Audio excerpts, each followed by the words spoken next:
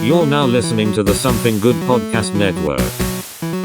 Please press any key to continue.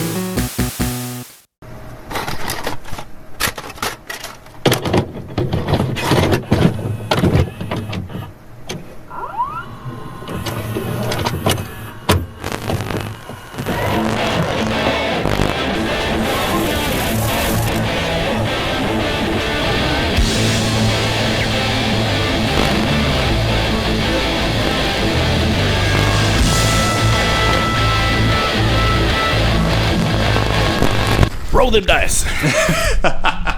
All right, everybody, and welcome to this week's edition of the Couch Bro-tatoes. I'm Alex Morrison. And we're without Cap this week, only because he had to work, and we actually haven't done a Couch Bro-tatoes in a minute. We kind of debuted everything, released the back catalog for everyone to listen to, so hopefully they've been catching up on that. But we're still with Spotify. We are now on Spotify, man. Fuck Neil Young. And that's how recent this is. We're just now getting on this. It's like maybe that's what it is. It's a rebellion to Neil Young. Yeah. And guess what? We still don't like Joe Rogan either. So no, it's okay to be both. I'm sitting here looking at all this shit on Facebook, and I'm like, I don't give that much of a fuck about Joe Rogan. And I said, and I certainly don't give a fuck about Neil Young. It's like, you know who's still on there? Who? Crosby, Stills, and Nash are still on there. And we're still on there, goddammit.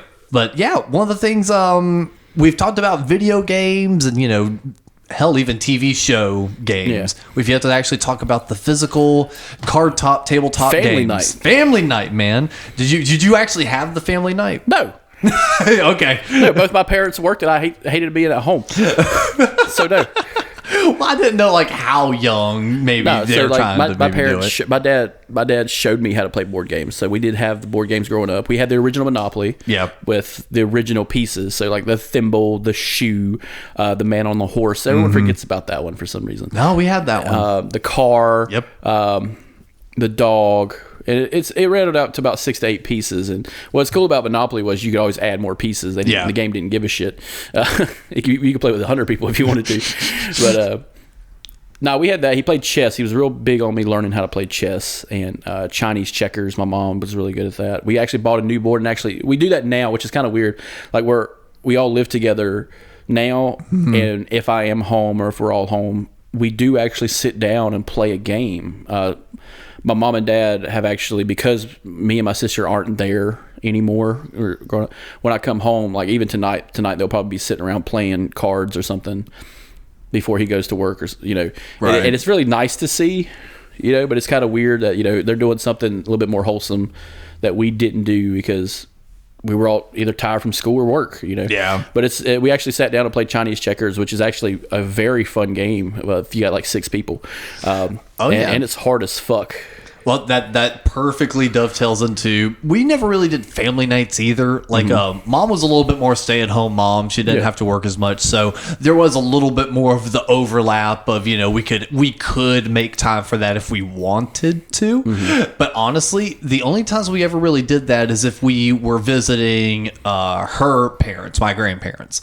If we went over there, more times than not, my grandmother would bust out the Chinese checkers board, and we would all sit there for hours, just game after game after game. Like we would like, it got to the point we had to go to one of those. Did y'all have the Chinese checkers? Did y'all have like the regular cardboard box? Oh with no, marbles? we had a wooden. That's what we got. Yes, yeah. we had a wooden board, and it got to the point where mom sought out one of those nerdy D&D shops, and they had specialty marbles, and each family member picked out their own special marbles for Chinese checkers. Like a game supply store. Yes. Like it got, but we had to go to the mall and all that shit. And it was just like, the Dungeons and Dragons, cards, which, hobby shop. We talk about it, you're in your later 20s. Yeah. And I'm in my early 30s. I'm 30. Yeah. But I'm only 32. But it's just wild to see that that's making such a strong comeback. D&D? Well, not just D&D, but like board games now are so expansive. The top 10 board games don't exist pretty much anymore.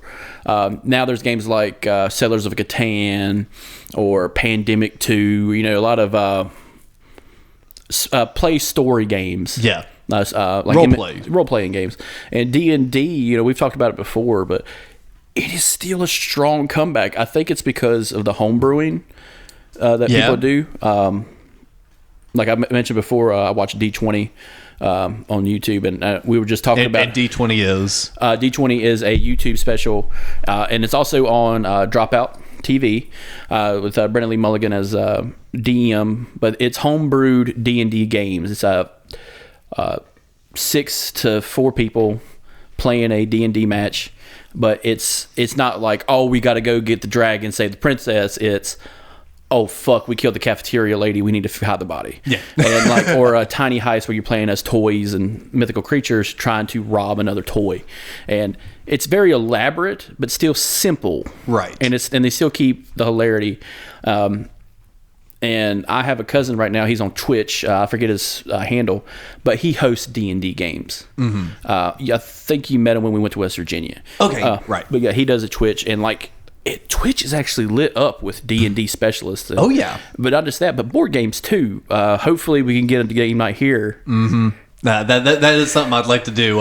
So one of the things we did last year was our King of the Hill Trivia Showdown. Mm-hmm. And hopefully in a couple weeks, that's been a Patreon exclusive, but now since we're public, in a couple weeks I'm actually going to make that public. So folks are going to see, we like doing video content for Couch Potatoes. It's pretty fun. So yeah, we've been discussing a way that we could do some sort of tabletop game and either stream it or film it and cut it together and do something, make it entertaining. Yeah, I would really love to play a Monopoly game with some tips and tricks on that one. Yeah. It was just some different rules. Maybe do our own version of Monopoly 2022. Ooh. The game, your chance card is, oh shit, Elon Musk said NFTs are real. Now that stock has gone up. Collect $3. Collect $3 in Bitcoin.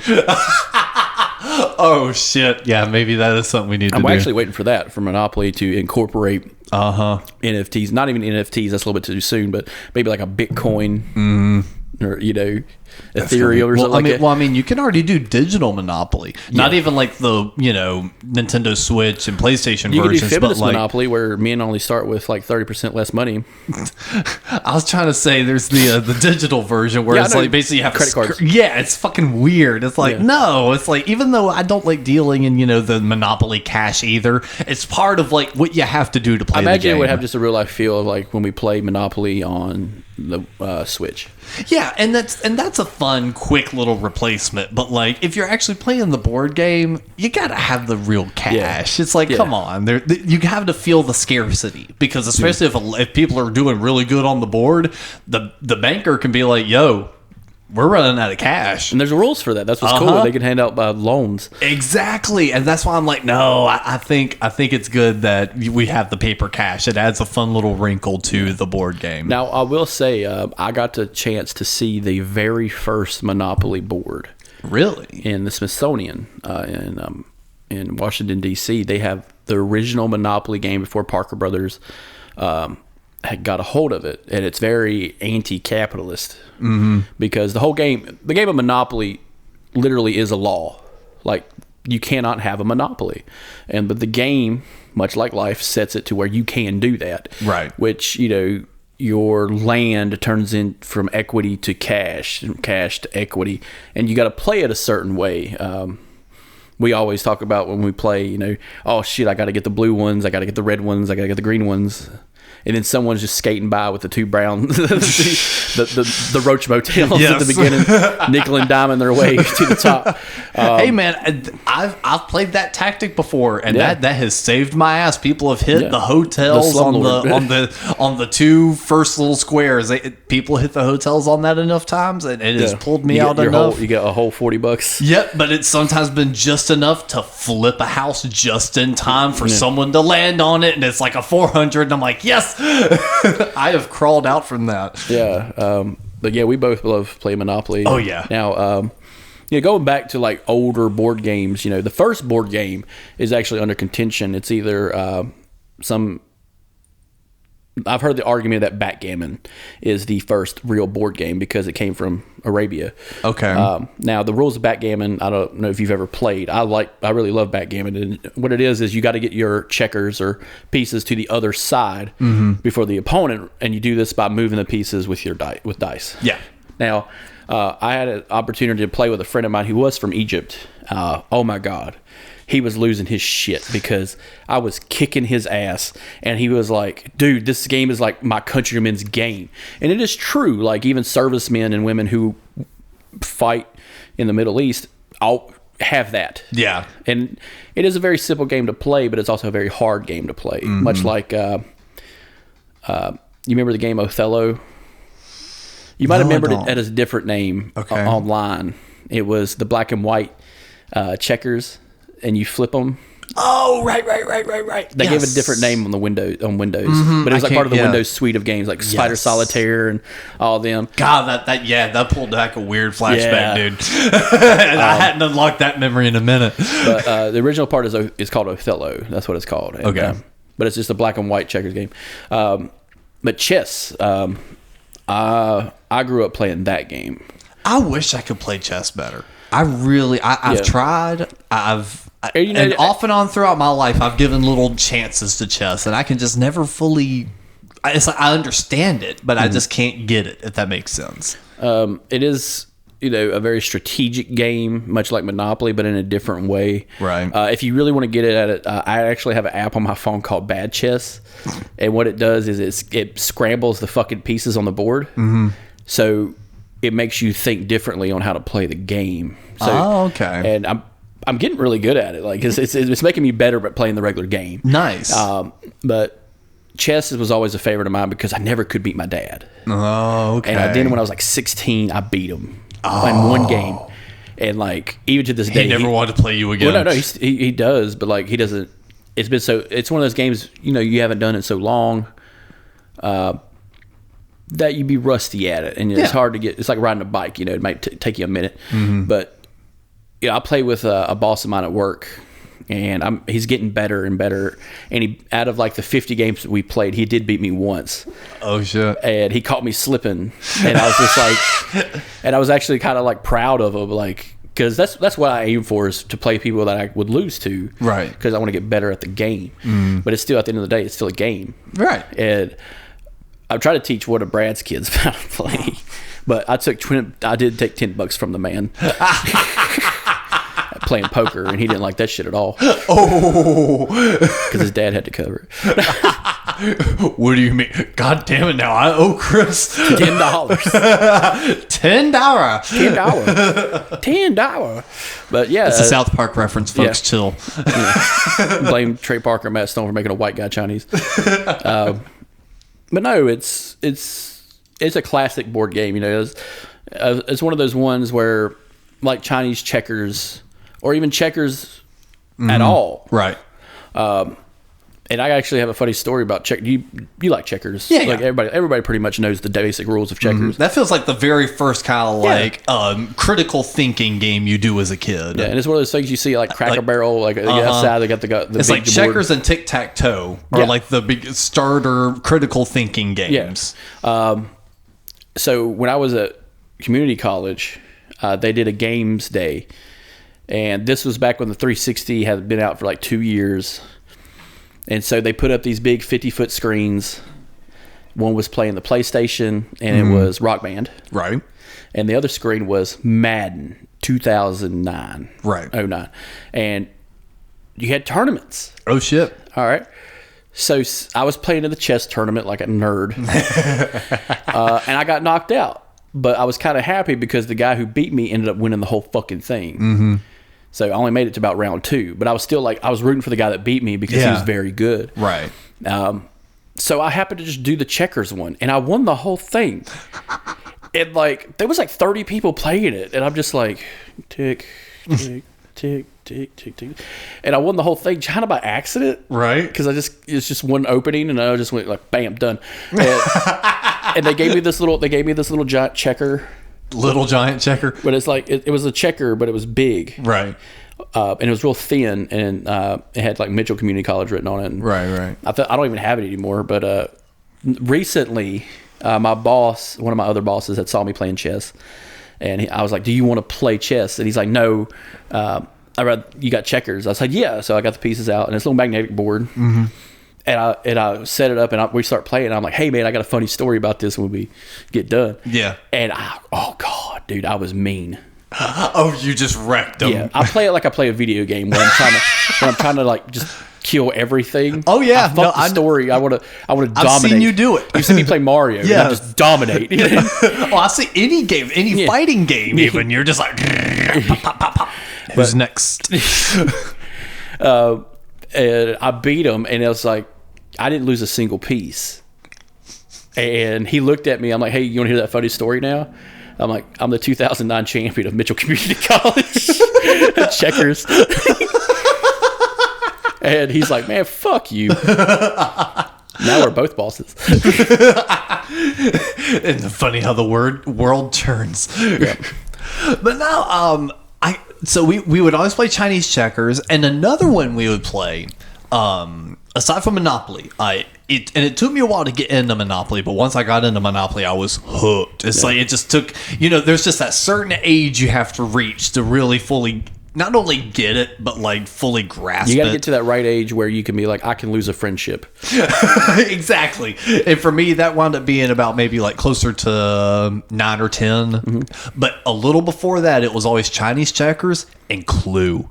Fucking love Clue, man. I love Clue. That was one of my favorite ones because it was a murder mystery. That was so cool. And a lot of it is just whittling down and with the evidence and everything, and getting to fuck with your teammates and being like, so what were you doing? And like trying to really get it out of them. And like they do supply you with enough cards so you can whittle it down. Yeah. And like I love the randomness of it because in the beginning you got to pick random cards, so you got to pick your 6 characters. Mm-hmm. It was Professor Plum, Colonel Mustard, Scarlet. Yep.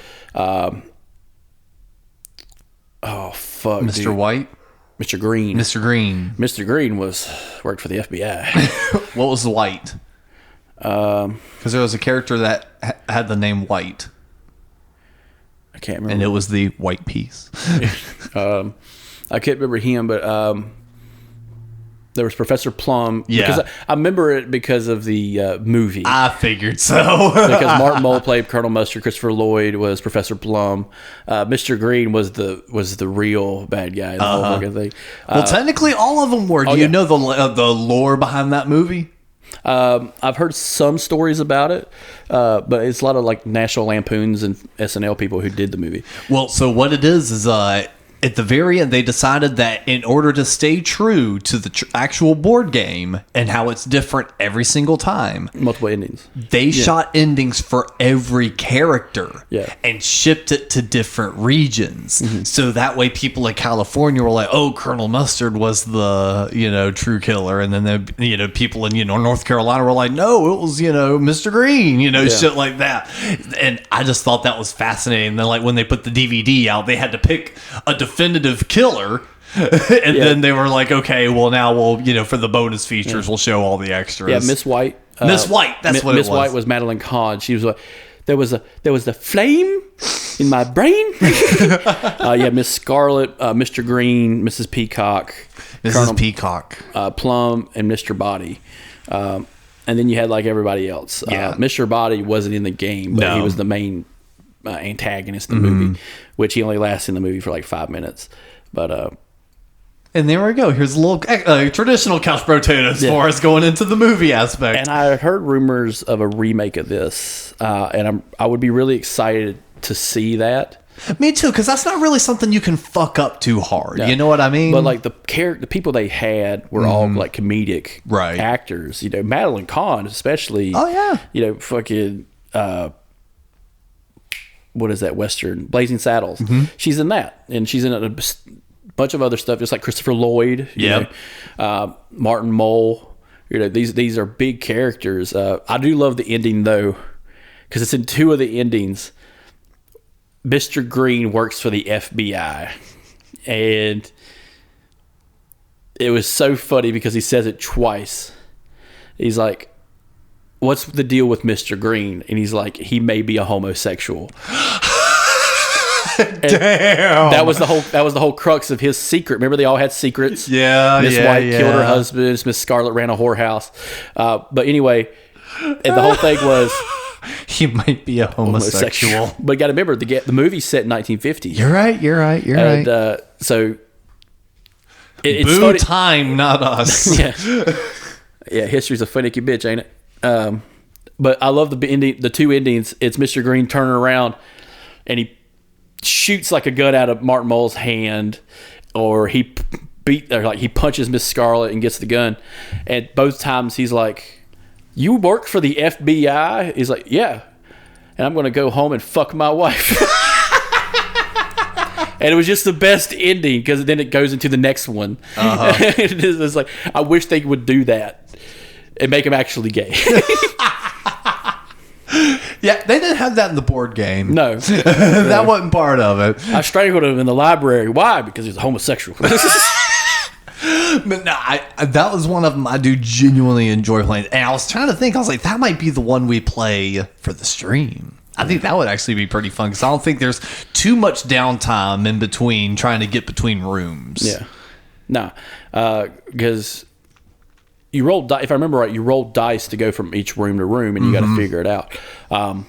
Which makes the game kind of harder because there's a murder in every room. If you get all 7 people, but well, no, there's always one person, and there's only one murder, one room, one object. Yeah. So it's like but it's almost like a whodunit game, and you're trying to and if you're smart when you're playing the tabletop game, you're able to kind of mislead to a point because even though you have to be honest, you can also tell half truths. Yeah, and that was always the fun part. It's like, were you in this room? Maybe. Maybe I was. Maybe I wasn't. Who the fuck is asking? Yeah. Now, did you ever play like the other like popular ones like Candyland or anything? Oh yeah, we had Candyland. I was a beast of Candyland. Everyone's good at Candyland. No, that was of course one of the really early games. But I remembered liking it again when my sister was born, and when she was getting to be a little older, we got Candyland so she could play. And that was one of those where I liked revisiting it. And I'm like, yeah, even as a young teen, I still like playing Candyland. This is fun. Or like, did you ever play like Trouble or Chutes and Ladders? Those I didn't really play Chutes and Ladders. Honestly, I didn't play any of the games that had like the setups, like Mousetrap, Don't Wake Daddy. I always wanted Mousetrap because I just wanted to set it up and click it. And Never got it. Never. Or Don't Wake Daddy, or even I only got to play like Hungry Hungry Hippos if I went to like a friend's house. We bought my nieces that game, and it's so different a little bit because the way they set it up. Because I remember it being a lot sturdier. Oh, that is the flimsiest fucking game ever, man. Yeah, and this one's pretty cool. Everything's attached, so you can take it apart, but it's solid when you put it together. Yeah, and I think one of the funniest memes was from Casino Royale, the James Bond movie. Mads Mikkelsen is the bad guy. He's like this scary foreign villain. He has a scar on his face, and like they're playing Baccarat or some shit, some horrible card game from Europe, and they sub it in for Hungry Hungry Hippos, and he's like, "Well, Mr. Bond, it seems your hippos are not as famished as you thought." And I'm just like, that is fucking hilarious. And he's sitting there smoking a cigarette, and there's and it's Mads Mikkelsen already. And he's scary as fuck. But I remember playing Candyland a lot. Yeah. I remember the first online game I played was Candyland. Really? It was a old Windows 98 game disc. A friend of mine's mom had it, and you would print out your certificate of winning. And I was just like, oh, this is so cool. And I would waste so much printer ink. Just do it over and over and over again. Trying to think, because we did have a few other like board games though. Like Battleship. I had Battleship. I never played Battleship until the digital version, and I had a lot of fun with the digital one. But no, I never played a lot of Battleship growing up. Now, we had the Jeopardy game, the board game version. It was pretty fun. Oh, we also had Trivial Pursuit. Yeah. We played that a lot. I'm good at Trivial Pursuit. Yeah. I wonder why. I really like that game. Because I grew up with the old version, 80s version, so I didn't know any of the questions. It's like, who played this character in Cheers? I don't know. I don't fucking watch Cheers until now. Of course, I sucked at it, but it's like, we went through a time in which, now remembering now, my folks went through a period where they were getting like different board games and trying to try them out, and that was like a thing they were trying to do for like a summer kind of thing. But like board games are very inexpensive, especially nowadays. Target's always doing like the $5-10 specials. Walmart's selling them out, and there's a lot of remakes of the classic ones, like especially the Monopolies. There's like 17,000 versions of different Monopolies. Star Wars Monopoly. Any property you would want, there's a Monopoly version. Marvel. Of it. I think I just saw a Marvel one not long ago. Hell, one of my favorite YouTubers has his own Monopoly board. Yeah, like officially sanctioned. Oh no, you can go online and have Monopoly make you a personalized version. The only problem is you have to buy 100 versions of it. Like you have to buy 100. Yeah. Like they'll print it out, but you have to get 100 of them. Yeah, exactly. And pay for them. Yep. Which I think is funny because there's one for my dad's hometown, Taylorsville, North Carolina. And there's a Taylor's Alexander County version. Nice. Of Monopoly, and it's okay. Like you're trying to do your own. Yes, I was trying to do like a musician's on the road tour touring version. I wrote out all the rules and everything, and I had somebody who's going to help me make the board because he was he's a little more craftier than I am, but that's one of those things you get down the road, and I really hope I can get it done. That would be because I still have all the rules. I still have them all in a box. The rules. But there's another one we played a lot was Connect 4. Yes, Connect 4. Connect 4. I think it's hilarious because I saw a video not long ago of a dog playing Connect 4, and he gets mad. Like he's good. Like he's actually putting 1, 2, 3, and then the person comes there and blocks it, and the dog's just like knocks it over. He gets pissed. Like, nope. Fuck you, human. But feed me. Connect 4 was always fun. I remember playing Connect 4 a lot in school. Yeah. Like if especially like early elementary school grades, like if we finished with our test early and we still had 30 minutes left in class before say recess or lunch or something, they'd be like, okay, you can go do something, when the bell rings, go to lunch. And a lot of times a friend of mine or something would just grab a Connect 4 and just start rocking it. Yeah. We always had, I remember growing up, we had the set where you could play checkers, chess. Yeah, it was a little tin. Yeah. There was one, Sorry was a popular one. I don't remember playing Sorry. It had a weird yes, we did play Sorry a lot. It looked a lot like Trouble, but Trouble had the one where you couldn't fake the dice roll. It had the bubble. Yeah, I liked playing Trouble. I remember had some friends that had Trouble, but no, we played Sorry a lot. Now that I'm remembering that. Yeah, Trouble had the little plastic caps. Yep. And you actually had to stick them in there, which I thought was kind of fucking stupid. It's like, put it right here. Now, one of the more expensive board games out there was Life. Yes, Life. I remember. Life is hard when you're young. When you're young. Life is hard always, Chris. Yeah, I wouldn't know. Straight white man. Oh, please, with the shit you've gone through too, with all the different health things. Now there's one game, and there's 2 of them, but one is extremely easy if you can lie. There's Stratego, and there's Risk. Stratego, if you lie, you win the whole fucking thing. But Risk, that's luck. Yeah. That's all luck. It's hard as fuck to cheat at Risk. You cheat at life. Yeah, you can cheat at life all the time if you're white. I played a lot more Life on the digital version, which actually, let's take a little side note, because a lot of them you've just listed now, a lot of people listening may go, well, yeah, I can actually play this as part of one of the Hasbro collections on PlayStation or Xbox or the Switch. How many of those digital versions have you done? Because I know we've played the digital Monopoly before. Yeah, so we played the Monopoly on the Switch. And I thought about breaking down and paying the $3 and getting the digital versions for my phone. Scrabble, I played Scrabble because I really like Scrabble. Because I almost got into a fist fight. I played Word with Friends. I almost got in a fist fight over a game of Scrabble with my buddy's cousin. He said a word wasn't a word, and then I questioned him on his, and he misspelled it, and he got mad. Because and that's why I can't play those games. I'm a horrible speller. Well, there was two versions of Scrabble growing up. There was a standard Scrabble, and then there was stackable Scrabble, where if you put the word like rat, you could put a C on top of it, kind of like cat, but but it was stackable, right? And it was fucking infuriating. I think the longest word I ever had on there was misunderstanding, and it was like from end to end. Oh wow, that's great. That's the longest word I think I ever played on there. Wow. And because I hit the triple word, he got really mad.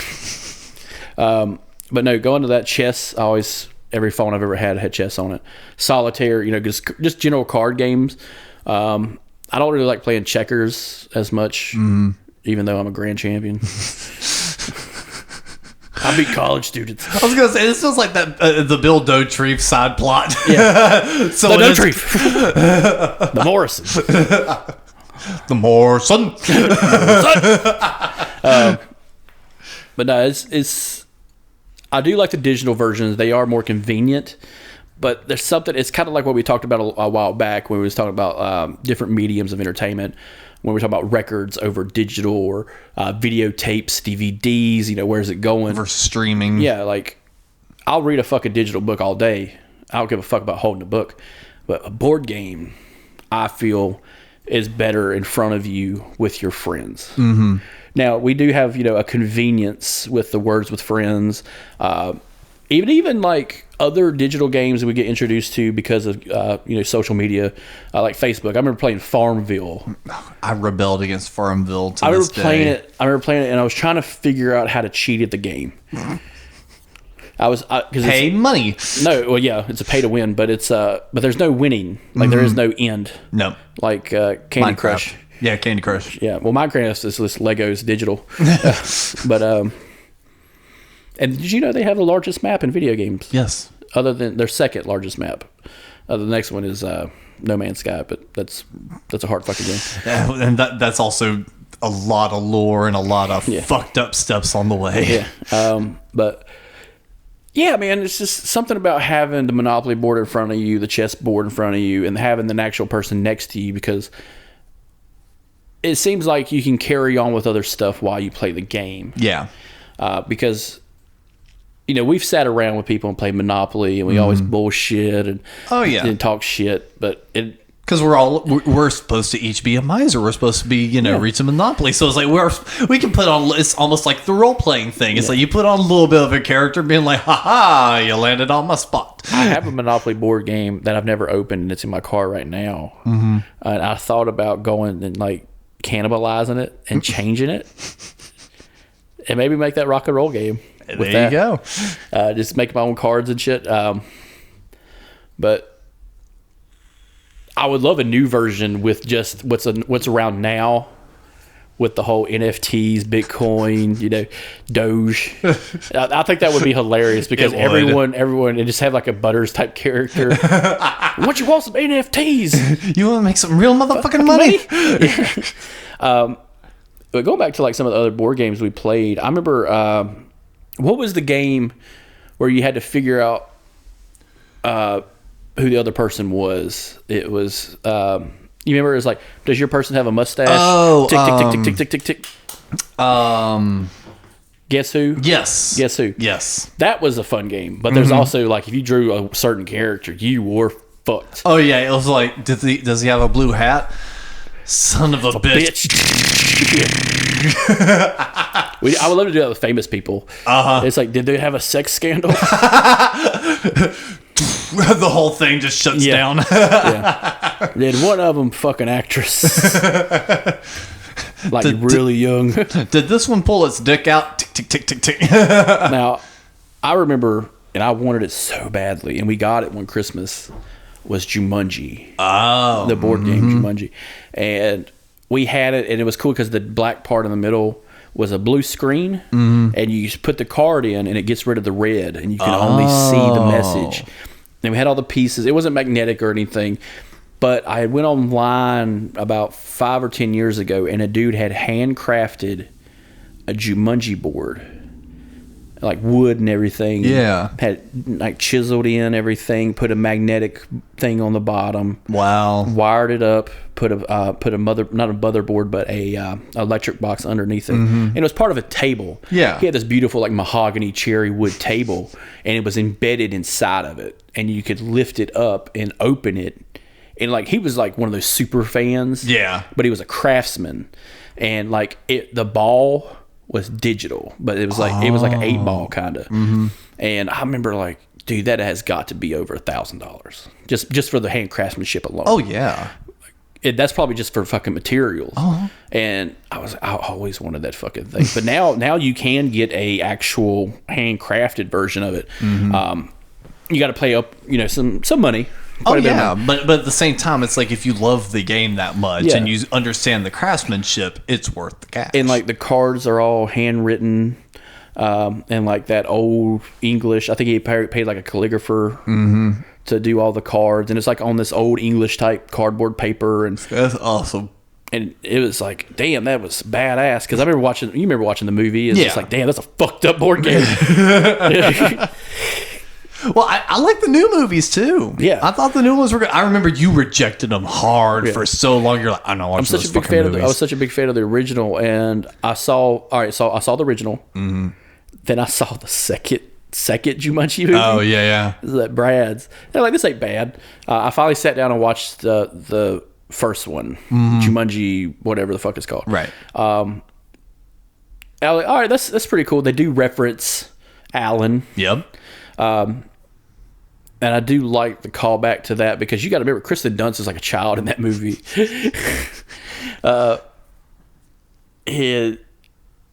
It got me really into indie board games because that's what Jumanji became. Right. It became, a movie to promote a game. Yeah. Just like Transformers, He-Man promoted toys. But then all these other guys said, fuck you, Hasbro and Parker Brothers and all that. And Milton Bradley, and came up with all these indie games, which just skyrocketed. Co-op games like Settlers of Catan is a popular one. I've never played it. I did play Pandemic one time.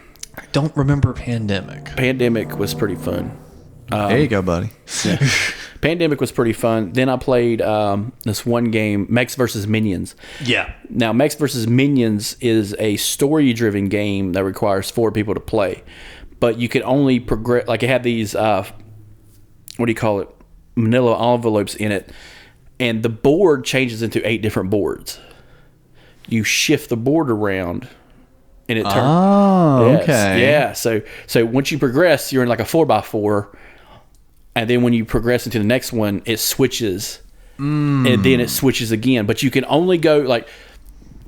It gives you these manila envelopes, and it gives you the rules of the next game, and you have all the figurines in there, and you unlock figurines as you play the game and all this, and you get different rules, and you get a main character and everything.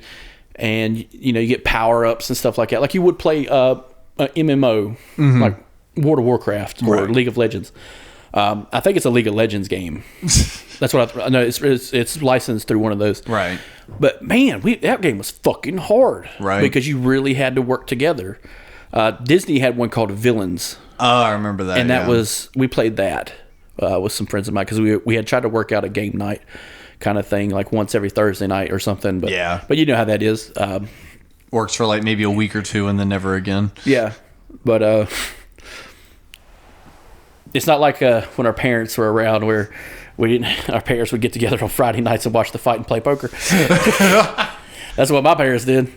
And honestly, kind of thinking back on it, trying to remember just other game nights, they would play just a lot of different style card games. Like they always had like a really nice bicycle deck. Yeah. And it's like there was never any like poker chips or anything. There was never any money put down. And on I stuff. really appreciate the craftsmanship behind what Bicycle and Ace and all these other cards are doing because shout out to Cooper Smith because I had brought about $150 in ones with me just to see if he wanted to play, and that's how he lost $10.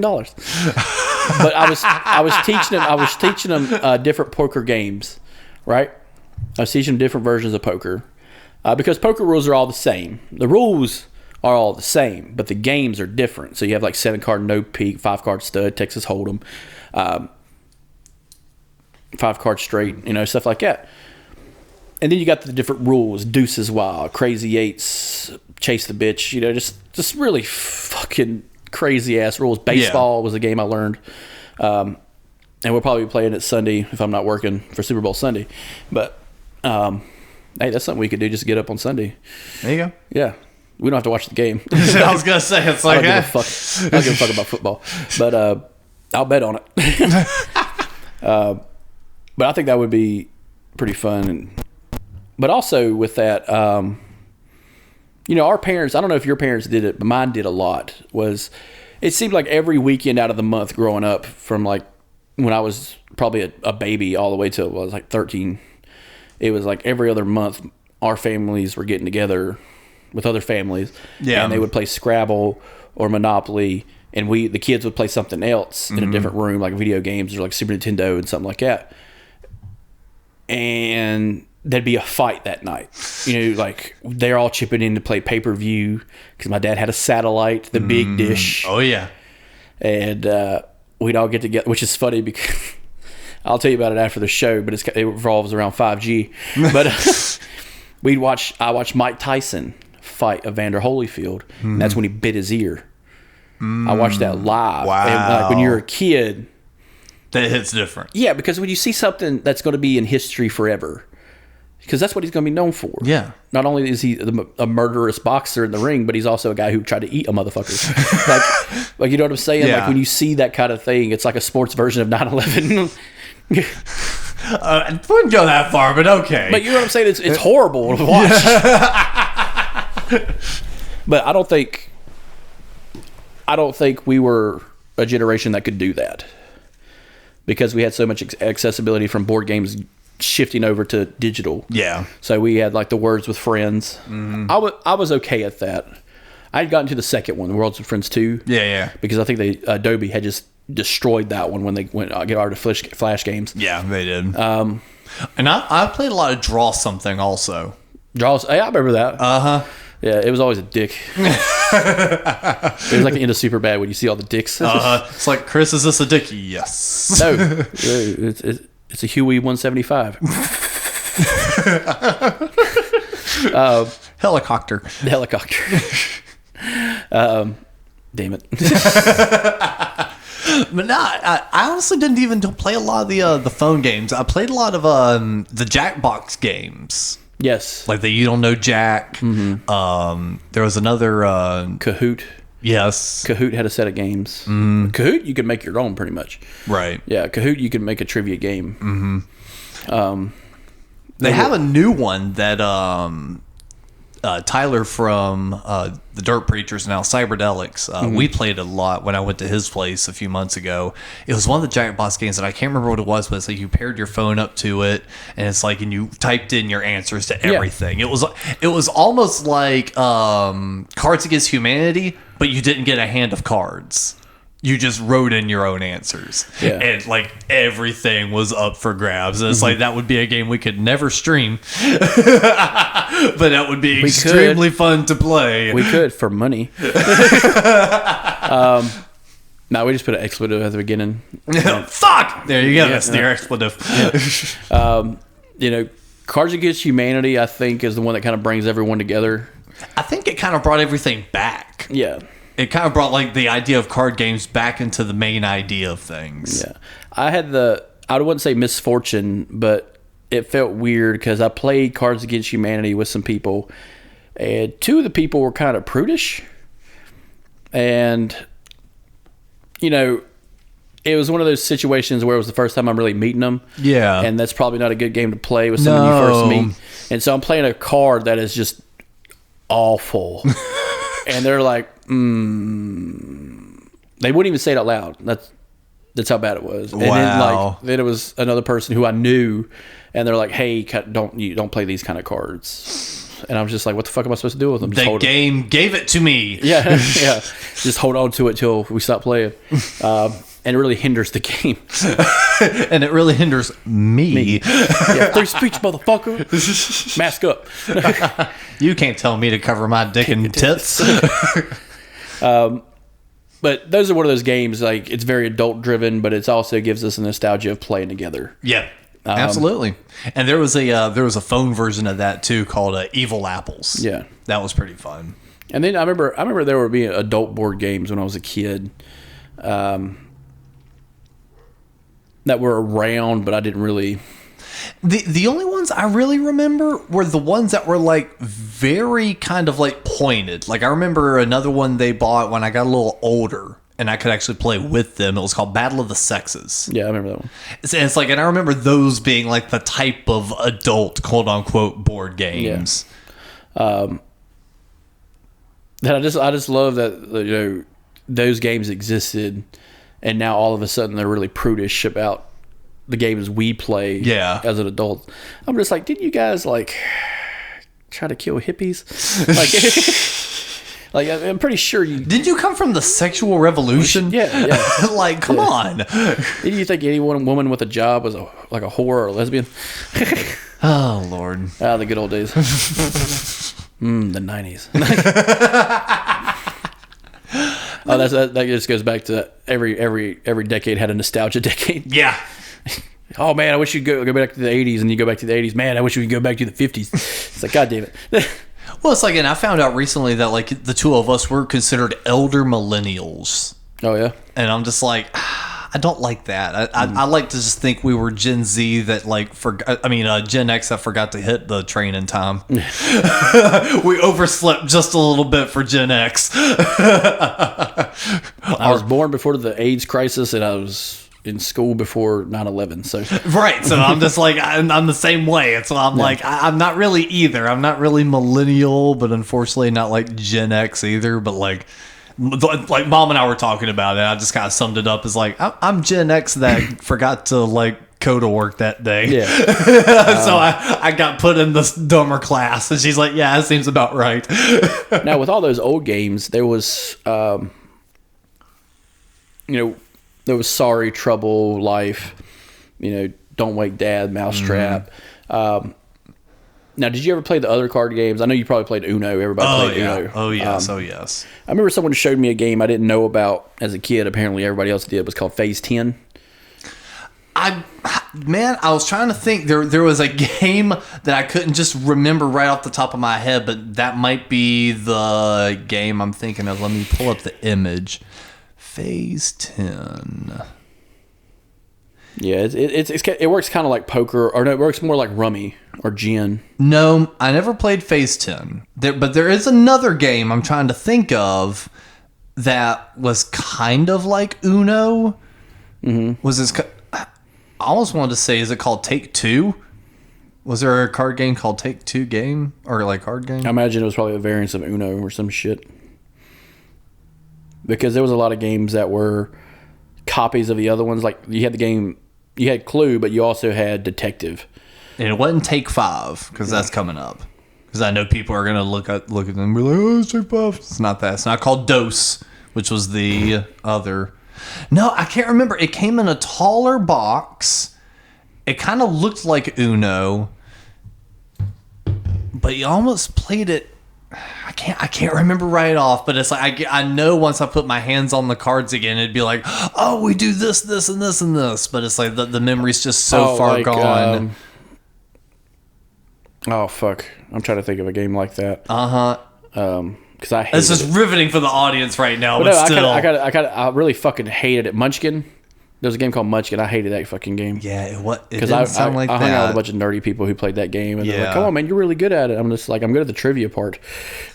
Yeah, no, it was like in a taller box. I want to say red, like same dimensions as like an Uno box times 2 lengthwise, or height wise rather. It was like that because the cards sat in there doubled. Fuck! It's slowly coming back to me now that I'm like describing it more. I cannot remember the name of it to save my life, but we would play that a lot too. There was a card game I picked up later on called Bullshit. Oh yeah, that's a lying game. Yeah, that was fun. That tells you how to lie. because it was, you put, let's say, it was sucked up. It went in order, so 1, 2, 3, 4. So it's like, oh, I have 2 2s, I have 5, 2 3s, I have 1 4, 2 5s, and you got to really kind of keep a track of how it's going in your mind. Yeah. And it's just like, oh, Alex said he's got 2 2s, and this guy said he's got 1. So somebody's lying, or there's a 1 2 left. And if you're holding like 3 2s, you're just like, oh, that dude's a fucking liar. See, yeah. What game is that one? Bullshit. Yeah. Okay, yeah, that's right. Yeah, I was gonna say that's why. Okay, so I remember playing that one, but there was another one where it was like more of a lying game. Like you were given a phrase to say or something like that. Like telephone? Not really telephone. You weren't really saying it to like the next person for them to like pass it on, but it was like, oh no, you would have to say the fact that's on the card, and someone had to call bullshit or not. Oh, okay. And yeah, but you had to like really own it. Like if it was the truth, you had to like really sell the fact it was the truth. But if it was bullshit, you also had to really sell the fact it was bullshit. So it's kind of like that game they played on Game Changer, where they had to read the card. It's like a 2-week vacation in California, and it's just like, that's not real. And it's like, it is real. Go fuck yourself. Yes, but a little bit more. It was more like, the world's tallest volcano is this, that, and the other. Yeah. They're like, nah, bullshit. Be like, why isn't it that? Why can't it be that? You think it's taller than that? And so it's like you try to get as many people to either call bullshit or agree, and vice versa. That sounds like that'd be a fun game to play. We could do our own version of that. Yeah. Mm-hmm. That'd be good. That would be good. I never smoked crack with this band. Bullshit. You got me. Ha! $20 says you can't name what I did afterward. Oh, and of course, probably the very first card game we ever learned to play, Go Fish. Go Fish. It was that one, Old Maid. Yeah. I didn't play too much Old Maid. I played a lot of Go Fish. The thing is like, Go Fish is like so easy, but it honestly is kind of fun in that way. Yeah. It's just such a simplistic, just do you have any 2s? Go Fish. Do you have any 3s? Go Fish. But I like Rummy. Rummy's always fun because, you're building up a score, and you're like, hey, what are we playing to? We're playing to 10,000. And it's like, damn, we're playing all night. This is Mario Party rules. Yeah. And I think, we've talked about video games before, and I don't think we've gotten to it yet. I'll probably wait till we get Hammer on 2-player games or multiplayer games. Really substituted out the whole board game situation. Oh yeah, I mean, because honestly, man, there was more times in which Mom was like, "Hey, you want to plug in Mario Kart and we'll play a couple rounds of Moo Moo Farm," before she was like, "Pull out Monopoly," So it's like even that to a point, she was like, "I'll play Mario Kart with you." I see. That's one game I never got into as a kid. Mario Kart. Really? Never. Not any variation of it. Not any. We didn't have it for the Super Nintendo. Didn't play it for the GameCube. Never for the Wii or anything like that. I just wasn't into racing games. Now my dad, we played Madden 95. Growing up, and we played all those games. Street Fighter. He hated Street Fighter because he would always lose. Because I would wait for him to pick first. Yeah. And like growing up playing that game, you always knew who would be better at fighting him. So he would pick Zangief, who's just a tank. So I'd pick someone who could hit far away, like Guile or Dawson, who could strike from far away where you can't get close to you, or I could jump over. Or he would pick someone like Chun-Li or Ryu or Ken, and I'd pick someone like Blanca or E Honda because I could stay close. Yeah. And I remember I had got Fight Night Round 2, which I actually have in my car for the PlayStation 2, because I had picked it up from a buddy of mine who still had it.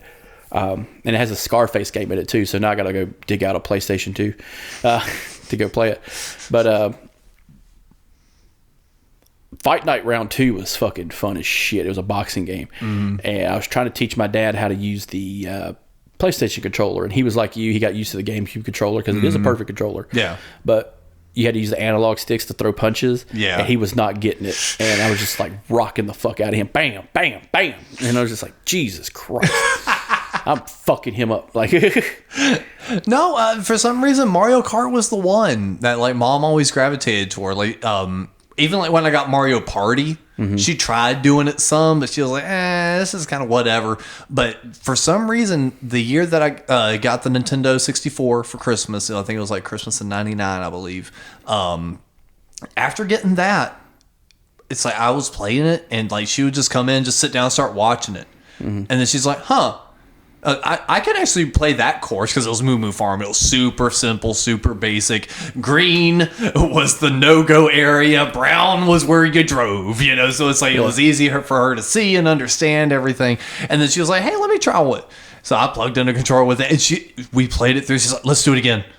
Let's do it again. Let's do it again. And it's like, I swear, she wanted to play that one course like 10 times over and over. And like, you don't appreciate it as a kid. At this point, you're just like, Mom, I want to play a different course now. God. It's like looking back on now and just like, oh, she's really wanted to play video games with me. I want to play fucking Rainbow Road with nothing but blue shells, motherfucker. Like, I know. Get the fuck off, Mom.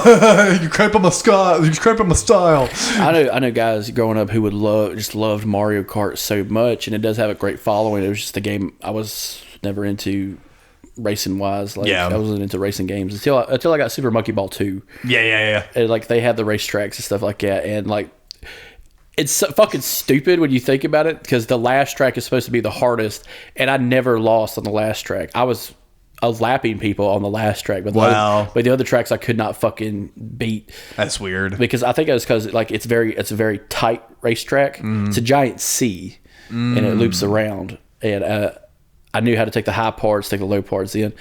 And I was like, why am I good at the hard track, but I suck at the first track, which is shaped like a giant banana? And I'm just like, why do I suck at this game? So I would just play the fuck out of the expert level and beat it on expert on the last level. Yeah. But I couldn't unlock anything because I didn't play the other ones. Right. Yeah, but like, it doesn't matter. You're great at the expert one. You have to beat the easy ones too to unlock everything. Yeah. And it was weird because I tried to play Mario Kart in high school. I just couldn't get it because at the time, we had the GameCube. And my buddy, he had it. I don't know what. Double Dash. Yeah, Double Dash. It was cool looking. I did play the Sonic the Hedgehog racing game for the Sonic Adventures. Yeah. That was a fun game because it was basically Mario Kart, but for some reason it was more fun. Even though they're technically the same. Well, and also think about this. Sonic is in a car. Yeah. Or whatever mode of transportation for the level. Yeah. Just like everybody else. The motherfucker can run faster than the go-kart. Yeah. It's like, what? You're putting your fast character in a car? Yeah. It kind of reminds me of like the other characters they added in Sonic that don't make sense. Like you have Shadow, you have Tails. These characters make sense. Knuckles, they make sense. But you had like a giant, like weird purple bear character who's slow as fuck, and it's just like, why the fuck would I pick him in a racing game? He weighs 100 pounds. It's like you'd pick Donkey Kong or Bowser. Yeah. But no, I honestly, I didn't like a lot of racing games either because I had that one and Cruisin' USA for Nintendo. Yeah. And I remember I didn't like Cruisin' USA as much. And then later on I had Diddy Kong Racing and I didn't like it. I had F-Zero, Super F-Zero. I played a little F-Zero, but to me that felt way different. It's like a cyberpunk version of a racing game, and it's extremely fucking fast. Exactly, that's why I say that felt just like a completely different experience than any of the others I was listing. Now you can talk about racing games, but as a board game was, what is it? Where you got the little tacks, and you got to move the tacks with cards. It's not Parcheesi, but we played a lot of Parcheesi too. Yeah. We played Rook. Did you ever play Rook? Rook is the Christian version of cards. It was invented by Baptists to keep people from playing poker. But it's a lying game. Okay. Yeah. And then I tried to explain this. My dad said, hey, we need to play Rook. He played it as a kid, blah, blah, blah. And I'm like, do you know why you played it as a kid? And he was never told this why. And I had to explain to him, like, Baptists created this game so people would not play poker, even though my dad would play poker all the time when we grew up. That's like a fond memory almost of like my dad and his buddies getting shit-faced playing cards, watching Mike Tyson beat the life out of some poor fucker on pay-per-view. But like when Mike Tyson was good. Yeah. And like not just that, but watching like other fights too, and we're watching the football game. I remember my first Super Bowl I actually sat down and watched was the Giants versus the Ravens in like the year 2000. My dad went to this very nice house that he worked with, and this dude had pizzas, subs, beer, soda, and it was me and one other like person who were not playing. It was a kid, but she was like 3 years older than me, so she was like 16. And we were sitting there playing a fucking board game while they were sitting over there smoking cigars, down in fucking beer, and, you know, getting shit-faced watching football and playing cards and betting a lot of money. Yeah. I remember that was, like, my dad had got a really good paying job and, like, just throwing fucking money. You know what I'm saying? Like, and it's fun when you can get a group of guys together or just people in general and do that. Yeah. You know, because it is... If you keep it within like the standing of money that you can, we've talked about this when it comes to like stocks and shit, but like stuff you're willing to lose just to have a good time. Yeah. But, you know, growing up, it's like, why the fuck would you do that? And then you get older, it's like, yeah, it's my fucking money. I can do whatever I want with it. Yeah, just become a monster like everybody else. You can't escape it. Gambling's in your blood. I'll buy the NFT. Yeah, I'll buy the NFT. I'll buy this stupid fucking ape.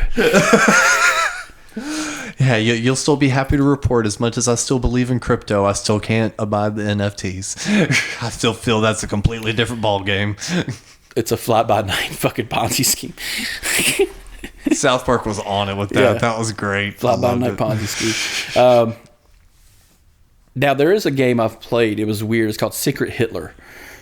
Yes, I've seen... You have to talk your friends into fascism. And I will say... I've never lost. I could pitch you the most right-wing fascist thing, and you would be like, you know what? I like what this guy's selling.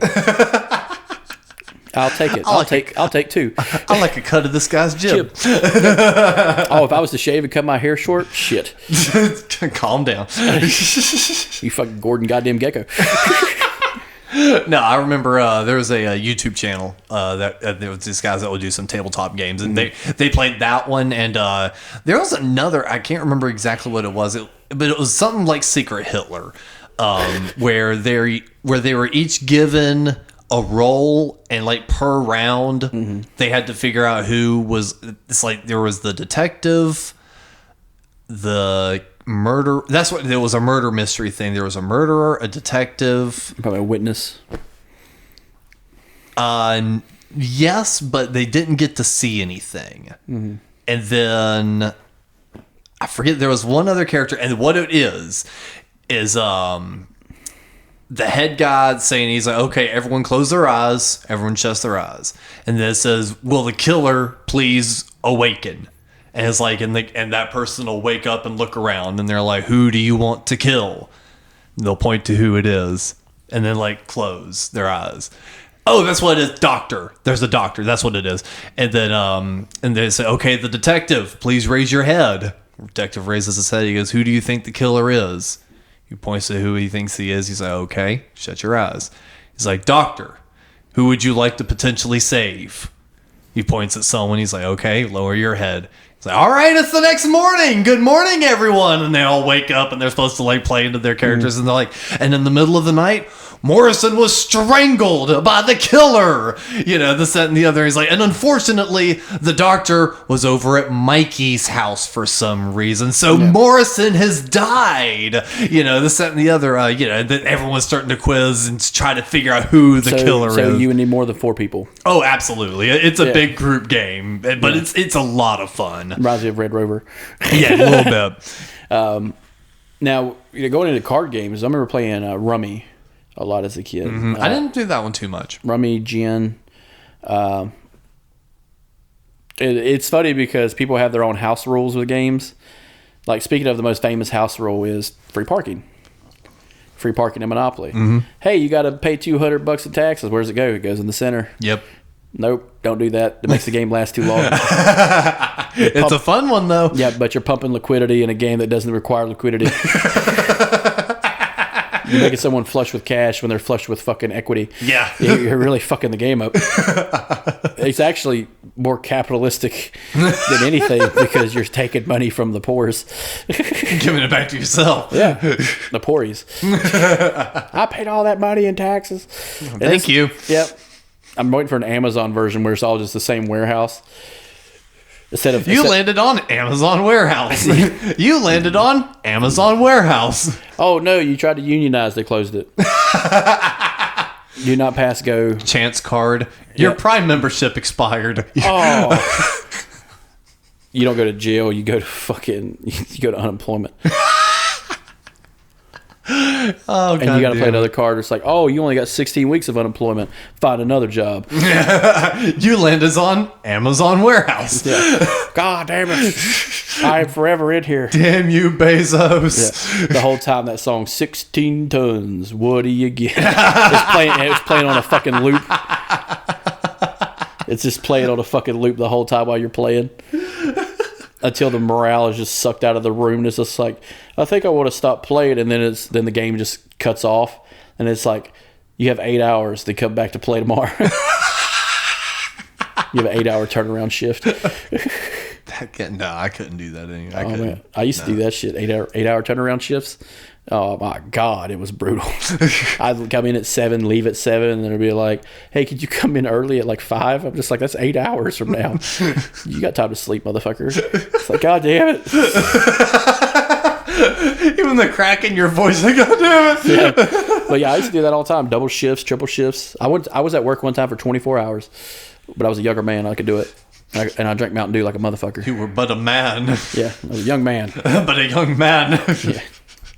I'm but a man who works 24 hours at a Bilo for fucking 25 cents over minimum wage. Fuck that. During the fucking Bush years. Get your milk. Get your milk, you pieces of shit. I got to pay $4 a gallon. Well, I'd say this has been a pretty damn good episode of the Couch Potatoes, in which we've kind of gotten some ideas for some video content going here. Let us know in the Discord what's your favorite board game to play was. Yes, and for that plug, definitely join up our Discord. Link is in the episode description and in all the social media places that you look and visit us and this, that, and the other. And Morrison, do you have any sort of final thoughts for us? No. About board games? How about board games? Go, take your ass to Target.